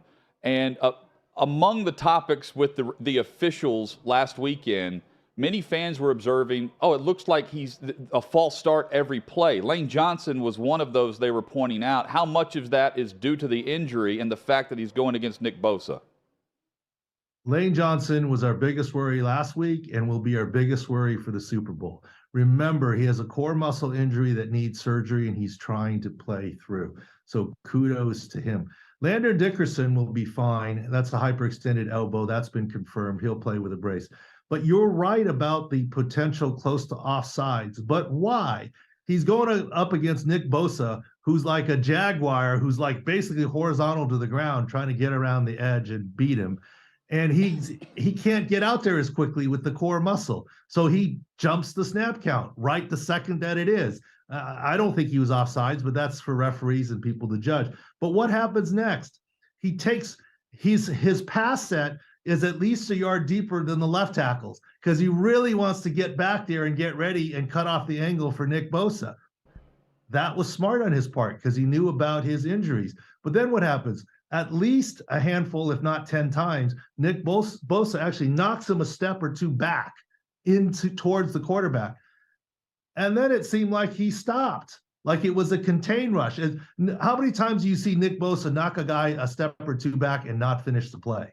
It seemed like that was the scheme. Stay in your lanes and don't let Jalen Hurts beat you from running the ball. And I think that might have helped let Lane Johnson off the hook. I'm going to be very curious in the Super Bowl if what the strategy is with the Chiefs, with Chris Johnson, who's pretty good at the bull rush, and Frank Clark, and where they line up.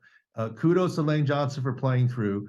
I think Mecole Hardman has a core muscle injury too, and I think it's dubious that he'll play through, not because he's not tough, but a skill speed position versus someone on the offensive line. Dr. David Chao is the pro football doc, and he's also an OutKick contributor. Joins us on OutKick 360. Brock Purdy's elbow and the potential for Tommy John surgery. What's the timeline with it and without it for recovery purposes? Yeah, thanks for asking that question. It's quite a quarterback conundrum for the 49ers. And actually, we talk about it on the Pro Football Doc podcast hosted on OutKick, a lot of these topics. San Francisco's conundrum is this. They had three main quarterbacks on their roster, Brock Purdy, Trey Lance, and Jimmy G. The healthiest quarterback coming into this offseason is going to be Jimmy G coming off his broken foot. And it's pretty clear they don't want him back. The coach has said so. The second healthiest guy is Trey Lance, a mobile quarterback, ankle fracture dislocation. In the next month or two, will return to OTAs and practice. But can you guarantee that he'll be 100% mobile? He may only be 85 or 90. You have to wait and see. And then finally, Brock Purdy, the leader in the clubhouse to be the starter, is having some sort of Tommy John repair, maybe not reconstruction, but it's still throwing elbow surgery. There is no guarantee that he'll be 100% in 6 weeks. Even if he is 100% in 6 weeks, he's still a young quarterback. Not having any of the off-season program may be an issue. And what if he takes a little bit longer? If you're John Lynch and the 49ers, and I love John Lynch, he's a San Diegan, I'm glad he's a Hall of Famer, the whole deal, but that's got to be a lot of sleepless nights. You have a team loaded for bear to win the Super Bowl. The quarterback position through injuries let you down this year. Can you really afford to roll the dice and say, I'm going to go into next football season without 100% assurances of health at my quarterback spot? It's an interesting question and dilemma for John Lynch and the 49ers. The NFL changed its concussion protocol mid-season, and now we learn that concussions were up this year 18%. Is that cause for concern, or is that part of the change that was made with the attention to the protocol? I think you're right. Attention to the protocol. The change to the protocol, I think, was very minor. It was really kind of always there. It just stated differently. Look, a lot of things when you notice. I mean, look, when you have Jalen Hurts injured and Patrick Mahomes potentially injured, all you talk about is the quarterbacks. You forget about the offensive line, right? Mm-hmm. You forget about the defense and whatever. And I think part of it is attention because of Tua. But, we know the country has gone through the last few years. And I commented on it at OutKick and otherwise, and it's not being political. But a couple years ago, there were a lot of you got jacked hits, and social media never got excited about it. The number one target was COVID. Now that COVID is no longer the number one target, we flip back to concussions and Tua and the targets and so forth. And so that awareness is part of it, on part of players, self-reporting symptoms, on the part of referees, on the part of the spotters in the sky, on the part of the medical staff, on the part of the red hats. So I suppose it's not a huge surprise, but we have to analyze the numbers. There may be just some statistical difference as well. Pro Football Doc, Dr. David Chao, OutKick contributor. Check out the podcast there as well. Thank you so much. Great perspective, and I'm sure we will cross paths in Arizona next week. I'll see you next week at Radio Road. That's great. You guys. That's Love wonderful. to have you on. Thanks, Doctor. All right. Dr. David Chao, always a great guest, great perspective, and a good perspective there on all the quarterbacks discussed.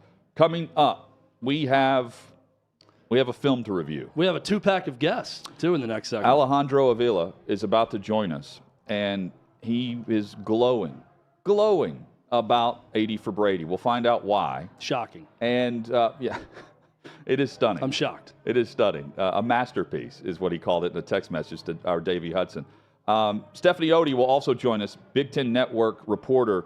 She will join us. We'll dive into a variety of topics around the conference and specific programs. That's next on OutKick 360.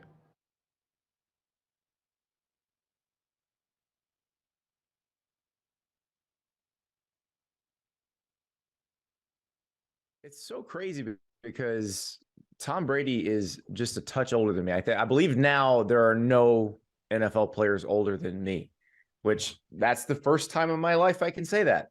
Okay. So now I feel really old. Now I feel truly and really old. I'm sorry, man. God, that's horrible. I didn't know that feeling. I'm Maybe sorry. there's a punter or a kicker. I'll have to check. Maybe I'm hoping there's like an old, like a long time punter, kicker, or long snapper that's older than me, but I don't think so. And it's amazing to me thinking about Brady the last few years. Like, I know how I feel when I wake up in the morning. I can't even imagine attempting to play in the NFL like this. Right? Yeah. I mean, well, and I don't even know if last season should have happened, but that's not up for me. It's not for anybody to sit there and argue.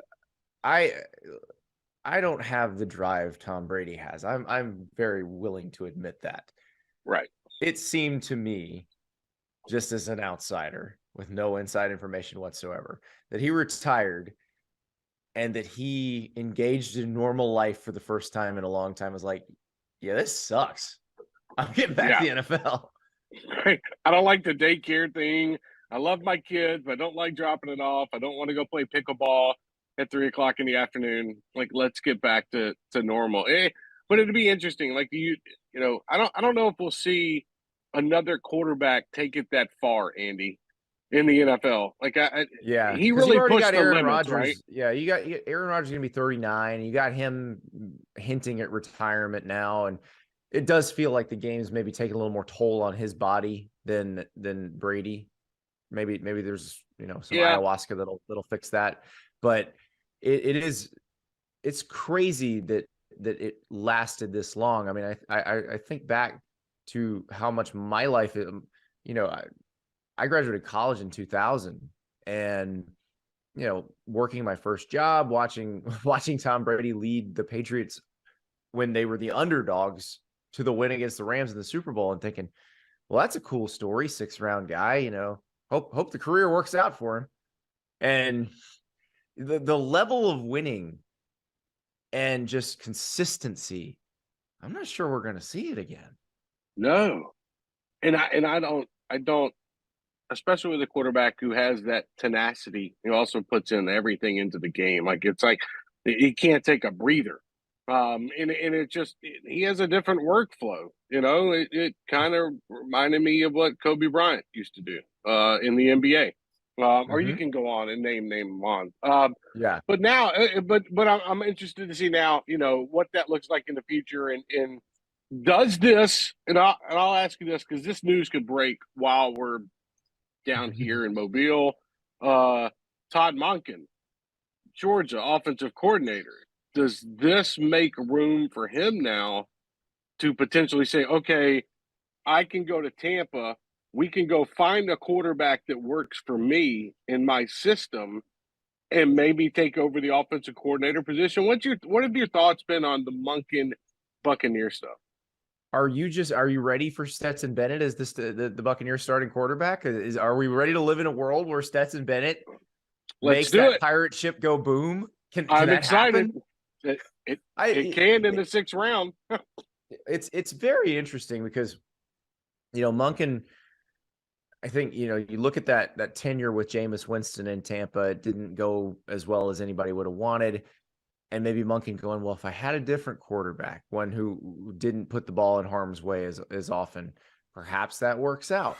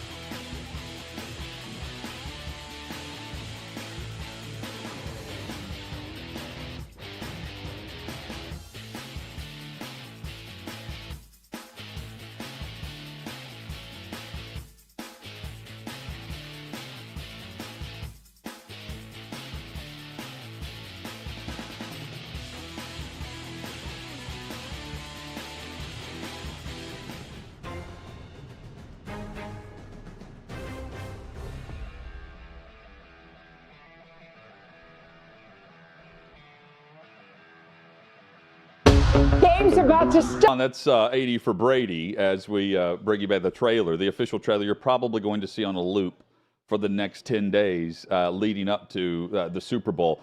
Alejandro Avila has seen this film. He called it a masterpiece in a text message to our producer, Davey Hudson. And I'll read from the column. I won't give all of it away. No spoilers for the full. You can read the full column at love OutKick.com. letter. It is a love letter to 80 for Brady. The headline, 80 for Brady, is a touchdown, non-spoiler review. I feel like we saw the film. Oh, I'm sure right there's crucial plot points you could give away. Yes. You know, you don't want to spoil 80 those. for Brady is it's like a winner. a Shyamalan movie. 80 for Brady.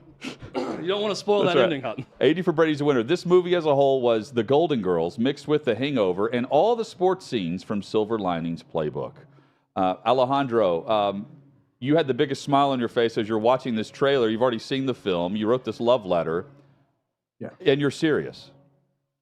Chad, Jonathan, thanks for having me. I will say that I had to push my second viewing of this film back an hour to be here. So I'm fired up. I'm ready to defend it. And there's no sarcasm with this review. In this economy, I can't say you can go out and spend $15 to watch a movie only for it to be like some grand joke. And I'm not that clever. Alejandro, I have to ask this question first. Have you seen movies before? Or was this like your Yeah, first I've ever dabbled movie in you've actually cinema. gone and watched in the theater? Yeah, no, it's Ben-Hur, all that stuff. You know, it's good. So here's what were your expectations going in? You know ours are extremely low. In fact, so low we don't plan on watching this movie. However, my mom will see it this weekend. Yeah, however, you went in with what expectation? Zero expectations. I didn't watch a trailer. I mean, there's a joke in the title that it's a non-spoiler review. This event already happened. So Super Bowl 51 already happened. So there's not really much to spoil, but I went in just expecting an outlandish time. With these four just Hollywood titans of these actresses, like to just do their best in this movie. It delivered on both of those plot points. Outlandish, it's trying, and I gotta say, there's a lot of content nowadays where it's like it's either depressing, like The Last of Us, or it's this like awards fodder that you leave after 3 hours in the cinema and you're thinking, why was it all worth it? 80 for Brady, 90 minutes, you know what you're getting, and it's a good time. I left with a smile on my face, and I probably won't watch it again, but it made me sort of dwell on it very positively this morning. Chad, your thoughts? Did at any point did you feel sorry for any of those titans of Hollywood, those women watching this movie and seeing what they were having to do in this film? Or was it always just a good, fun feeling for you? Seeing these EGOT and award-winning actresses sort of just thirst for Tom Brady and Gronkowski, I was like, no, it's the GOAT and it's the GOATs. So it's this sort of like connection that makes sense. And Chad, I know you had reposted the sort of seating diagram of my showing last night. Yep. And in the diagram, it was myself and this couple in the handicap row. Of course. It's unfortunate that they did not show up. It was just myself in the theater. Wow. So there's that element that plays into it where I was just able to have fun. And if you watch it this weekend, you will feel that emotional connection with Tom Brady's basically saying goodbye this week. And again, you know what you're getting. You won't regret watching it. And if you take your aunt or your mother to go see this, they'll thank you for it. I'll let my sister do that, but I appreciate the advice. That she's going to fall on the sword on this one and take my aunt and mom to see this movie. What is Tom Brady like in this film? He's serious. He knows what he's playing. He knows the playbook of this movie. Tom Brady? He knows that he's playing Tom Brady? That's a good start. There's about 3 to 5% of the movie that's actually showing Tom Brady as Tom Brady. You get him in like bobblehead form. You get him in TV form where he's talking to Lily Tomlin directly, which, you know, he holds his own. But when you get Tom Brady, the guy, he really he doesn't try to go over the top. He doesn't try to like undercook it. He just sort of delivers his lines with enough authenticity where I'm like, if he wanted to have some kind of career, you know, I could see it. So Sally Field told Entertainment Weekly that she ad-libbed many of her lines in this to show that she was not, in fact, 80 years old, that she's a spry woman in her 70s. Could you tell that she was ad-libbing in this movie? Oh, definitely. Because, again, if you know what you're getting, it's Sally Field just basically going, oh, and like just reacting. You could tell that there wasn't much of a script to it. And I mean, it's the parts where it tries to pull the emotional notes out of the audience. I wasn't tearing up. I didn't feel a sort of knot in my throat, but again, it does what it sets out to do, and I hope it makes money because Tom Brady has to recover that FTX loss somehow. Yes. I'm guessing, I don't want to spoil the plot. I know you said a no spoiler review of this movie. Are the quote emotional notes you're talking about involving the ladies or involving Tom Brady? Well, you get a sprinkle of it with Tom Brady because there's this moment that he shares with Lily Tomlin right before the comeback happens. Don't spoil it. Don't spoil it. Not too many details. Do my best here. And it's tough. So yeah, when Lily Tomlin, when Rita Moreno, or Jane Fonda have to play their Golden Girls archetypes, because that's where that correlation kind of happens. Is that you get Jane Fonda, who's like the sexy octogenarian. You get Sally Field. She's Blanche. She plays Blanche. Sally Field is like the safe one who sort of discovers herself on this road trip. You get Rita Moreno, who's goofy. I mean, we saw in the trailer that she has Rose. She wears Guy Fieri's face, and it's hilarious. It was a ball busting scene. And then Lily Tomlin, who's like the main character. They just all know how to play their beats. And you leave, and again, you leave the theater thinking that was innocuous. I don't regret watching this movie. A touchdown of a film. How sad was it when Tom Brady chose football over Lily Tomlin in the end? That's a tough one. It turns out that so in real life, he actually likes Sally Field, like a sort of romantic interest there. So that's where I kind of felt like Pierce Brosnan is jealous. And at no point did this lose the scope of reality to you when Tom Brady had romantic interest in Sally Field. That didn't lose you in the plot. Lily Tomlin, who was fantastic in Nashville like 50 years ago. Again, Alejandro, were you surprised when they came back and beat the Falcons in the Super Bowl, or did you know that was coming? We can't spoil that. For those that don't remember, they were down 28-3, and they come back and win and beat Matt Ryan and the Falcons in that Super Bowl. Were you surprised? The movie takes you on such a ride and convinces you that this is what actually happened leading up to the Super Bowl, that by the time they're down 20-3, I'm like, man, Tom Brady just kind of needs the right voice in his ear, and I hope someone can step up and do that for him so they can pull off this win that I don't know is going to happen. Alejandro, was there one negative thing that you can say about this movie? I'm really going to test your critic skills. If you could change one thing about it, or was there one sequence wasn't long enough, or one thing maybe that just didn't quite land for you? So the movie starts, it sets the tone really early on, and this element didn't really work for me, but this movie literally begins with a music video. It's Dolly Parton, Belinda Carlisle, and Cyndi Lauper singing the song about the movie. And in between the music video, it sort of shows you glimpses of the movie, which kind of spoiled some elements for me. So I regretted watching the music video that was forcefully inserted at the beginning. The runtime is 1 hour and 38 minutes. Was that too and short for you? Make up like 10 minutes of that. And you think it was too short? Could they have gone the full 2 hours? Should they have extended by 22 minutes, or was it perfect? Hey, didn't he win a couple more Super Bowls after that? I think we could see some sequels. That's true. We could. Alejandro, you're a good sport. Coming of age film in so many ways. You did a good job giving your side. I will also have to report back that I still will not be watching this movie, but I'm glad that you did and that you enjoyed it. You did an excellent job with this. I was suspect when I saw this. I'm like, surely this is tongue in cheek. And then, I mean, you jump right out and you say you fell in love. You're dead all over serious. Again. I buy that you're serious, that you liked it. I certainly appreciate it. And no, there was this moment last night at midnight where I said I could really either write 700 words about this movie or go to sleep. And I think when the time came to step up and score, well done. Touchdown. 80 for Brady. It's a masterpiece, according to Alejandro Avila, and you can read about it right now at OutKick.com, along with many other things that he will be posting for the site. Aleb in our YouTube chat wants us to ask Alejandro to comment on if there's any level of nudity in this film. So I think we said goodbye to Alejandro. Did they recreate? Should we give any spoilers about that? Any nudity at all? No nudity. Oh. You can take your family. It's a family film. You could, yeah. They didn't It's, recreate the Edelman bed scene from the selfie. From Yeah, that was that Super Bowl Yeah, too. it was. Yeah, that was good. You do get to see one of these actresses dig their fingers into Edelman's beard, and I think that could have warranted like a 3D sort of conversion. We'll have to wait for the sequel to see that scene. Alejandro, thank you, man. Thank you, guys. Well done, Alejandro Avila.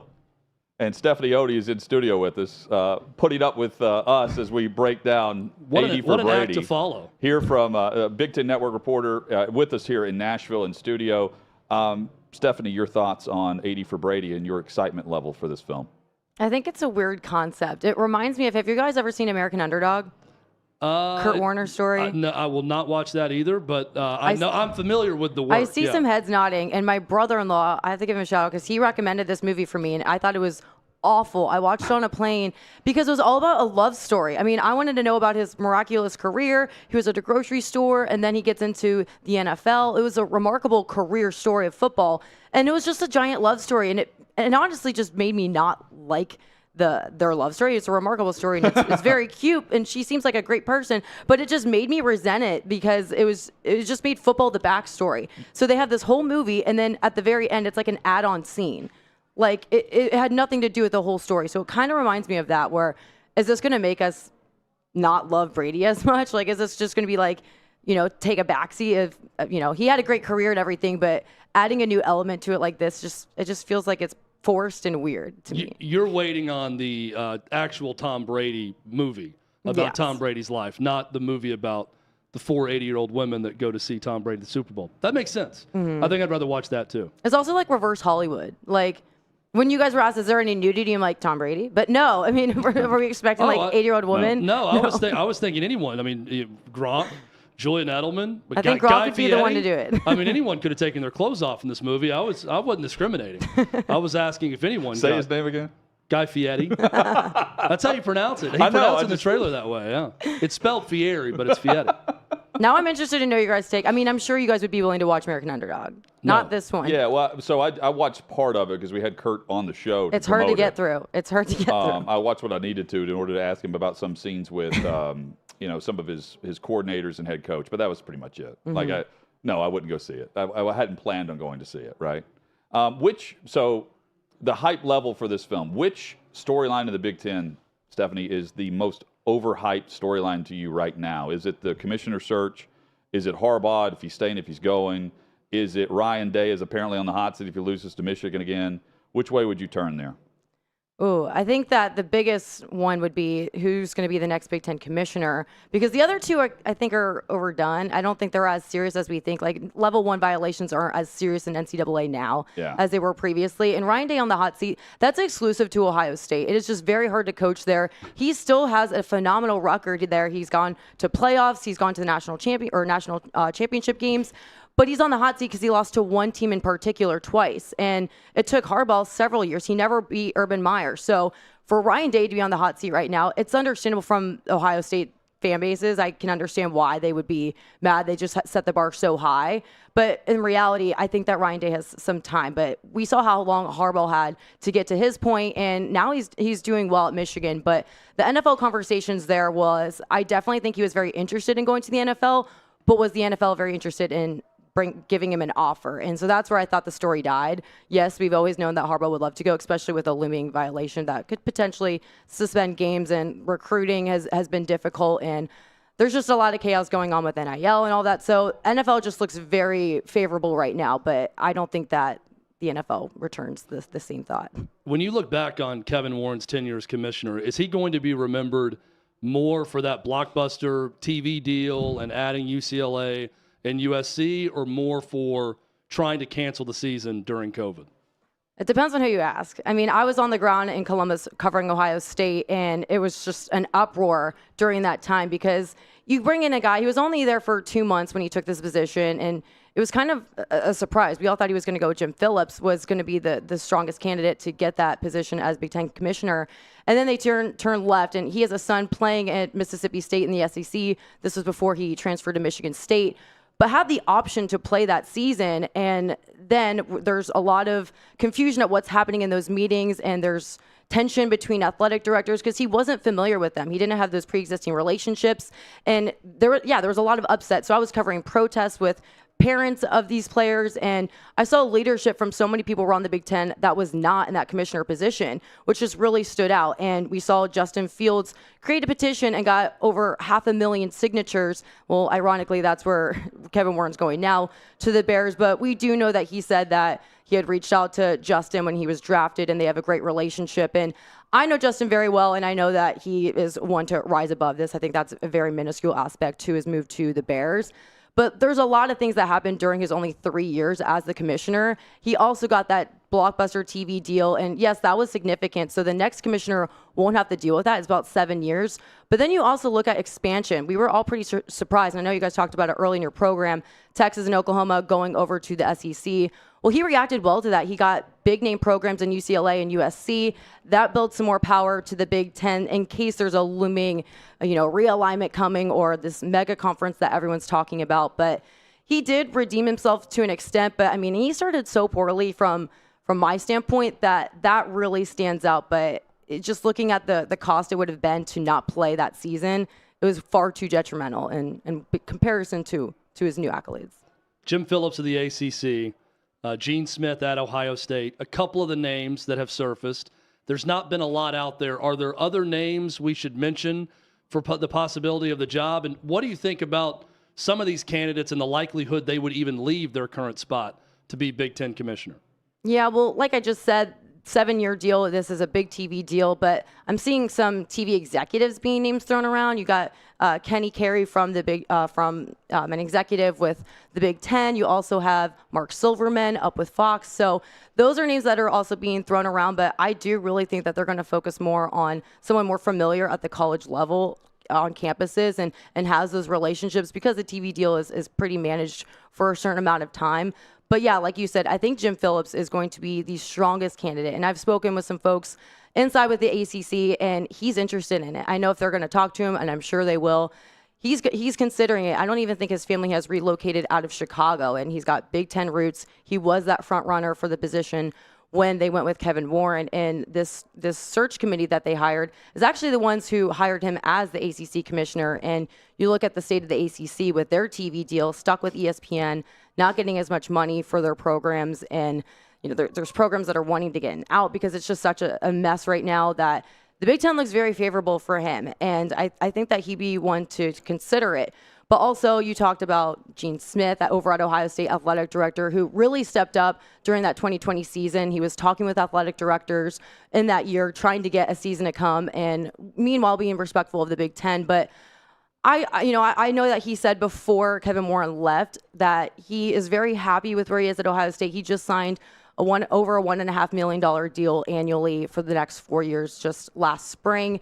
And he's happy there. He's comfortable. He's also 67, so going through that next move. But I think the biggest thing for him is that he can still have a lot of influence from where he is at Ohio State, and he doesn't have to get involved with NCAA. And I think that if he did, he probably would want to distance from NCAA and go more towards this super conference, because I know that he wants to get rid of divisions in the Big Ten and expand out and just not have to deal with the NCAA. So I think he's very comfy. It's a cushy job.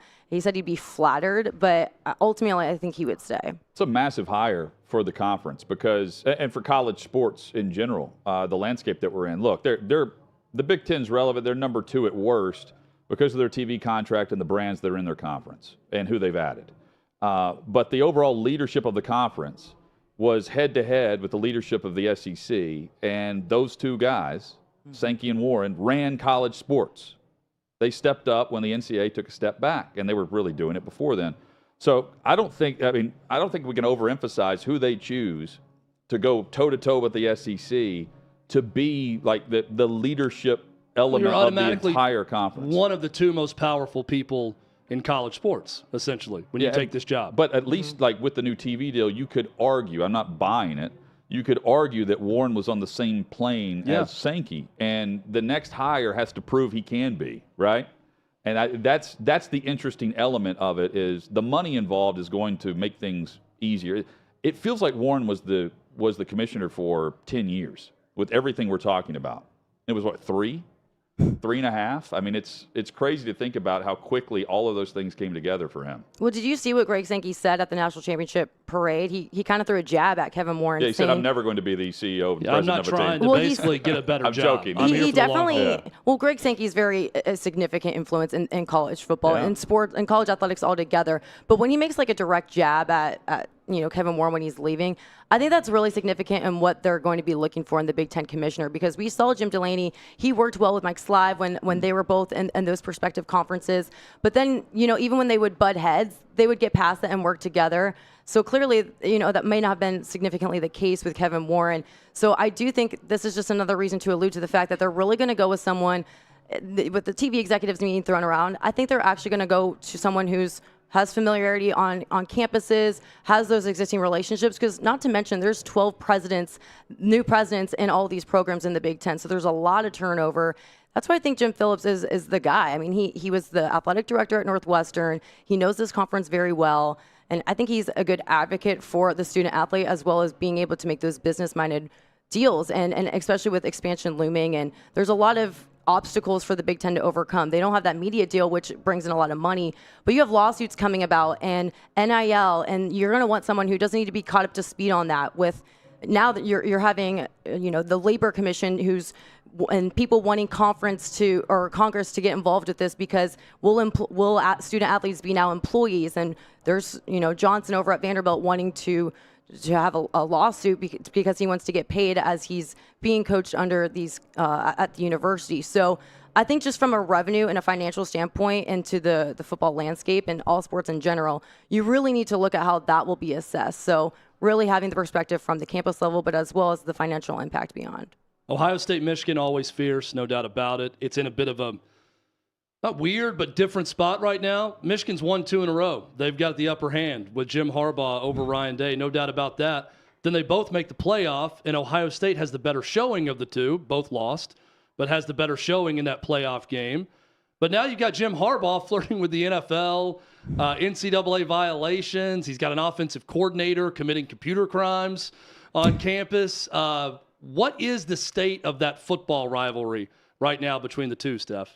I mean, they're always going to be juggernauts, but looking at Michigan from their standpoint, Harbaugh with the NFL, and I think that's going to get tiresome. And we even saw Adam Schefter come out and say that was his last shot with the Broncos. And I even heard from previous conversations that when he was meeting with the Vikings last year, and we had this whole dance and that offseason, was that the more that they met with him, the less interested that these teams got, and the less likely that opportunity was going to come. So when the reports were coming out that he's definitely leaving, I didn't buy it. I'm like, yeah, he'll leave, but will the NFL take him? So he had Michigan to fall back on, a great program to fall back on, but they stuck with him. They had patience, and he even took a pay cut when his contract was up for renewal.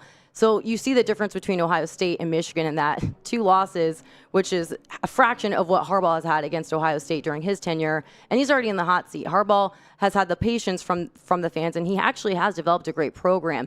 Though recently we've been seeing some concerns in recruiting. He's getting top names, but he's not closing them. But he's able to use the transfer portal, and he's really built a great O-line, for example, and they love to run the ball and designating that strong offensive on the offense. And then you also have Blake Corum returning, which was huge from their NIL standpoint, which has also been a huge concern at Michigan. But over at Ohio State, they got their NIL in place, and they're able to get recruits, especially Brian Hartline, who has become a national name, especially with the way he can recruit wide receivers. And not to mention, they're getting all of those guys back except for Jackson Smith and Jigba, who didn't play much this past season. But yeah, you're getting that full room back, and now Ryan Day is willing to turn over the keys to the offensive play calling, and we're going to see him call some plays in the spring game. So that will be really exciting to see how he's going to utilize his targets and continue to expand that offense. But also, you have a quarterback competition going on, and everyone's going to think Kyle McCord is going to be the front runner there, because we've seen him get a start. He beat Akron in a phenomenal game, and not to mention he played high school with Marvin Harrison Jr. That dynamic also helps. But Devin Brown is a strong name to consider too. These are both 5 stars. I mean, we've seen Ohio State, that quarterback room is so strong that their backups are getting starts at other programs. But yeah, this is a true competition, I think. And we saw at the Peach Bowl over in Atlanta, he was throwing darts in the open media practice. So definitely someone to be on the watch list. And I know coaches are really interested in seeing how this goes. So this is going to be a conversation that goes on until the spring. So that'll be exciting to see. The only other thing with Ohio State is, Jim Knowles, he takes over the defense, and there's still concerns about how they play against great teams and, trying to prevent those explosive plays.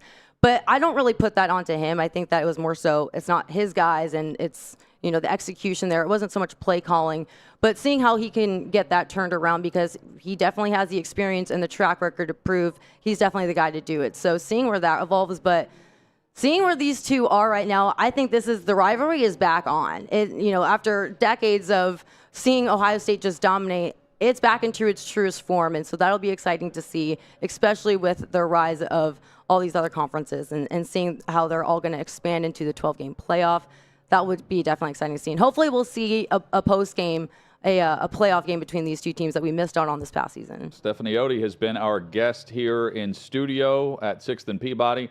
You can follow her at Steph Otey on social. Great to see you. Appreciate you coming in. Yeah, thanks, guys. It's about time. Coming up, absolutely. Coming up, what we're talking about on Monday.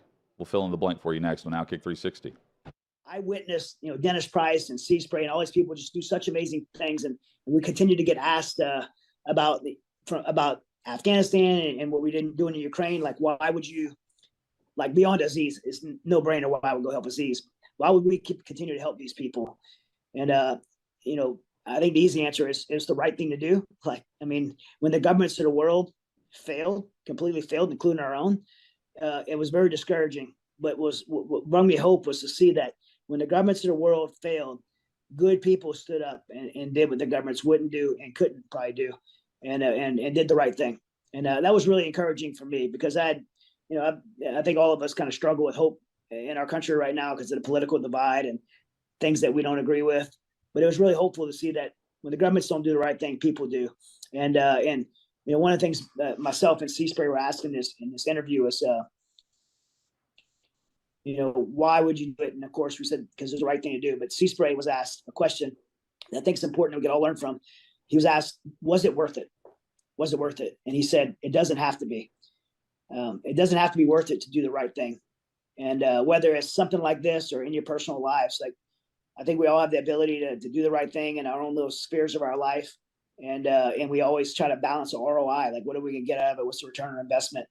But it doesn't always have to be worth it to do the right thing. And in this case, I don't know if it was worth it or not. I thought it was worth it to Aziz and his family and the 17,000 Afghans. And I believe that burden God put in our heart. I think it was worth it to God for us to be obedient and go do that call. But I think the world can learn something from this, that there is hope, that there's good people around who will stand up and do the right things.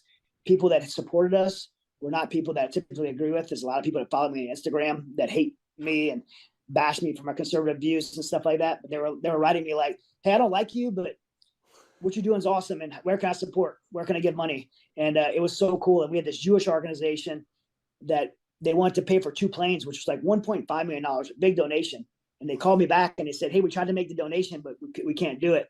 And I was like, oh, why? Did I give you the wrong routing number or something? And they said, no, we're a Jewish organization, and Mighty Oaks Foundation, my foundation, is a Christian organization, and we can't give you that money. And I said, okay, but you do realize we're rescuing Muslims, right? And we kind of laughed and moved forward, and they made that donation. It was just an amazing moment in time where politics, religion, nothing else mattered besides good people standing up and do the right thing for other people. And it'll always be just super special to me to have been part of that.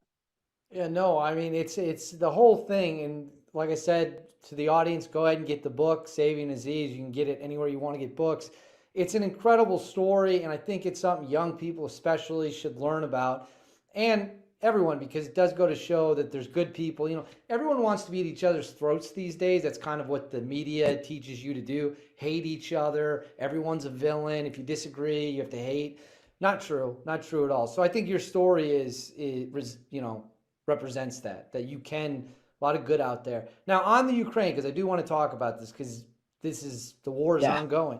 What was your experience when it comes to the situation in Ukraine?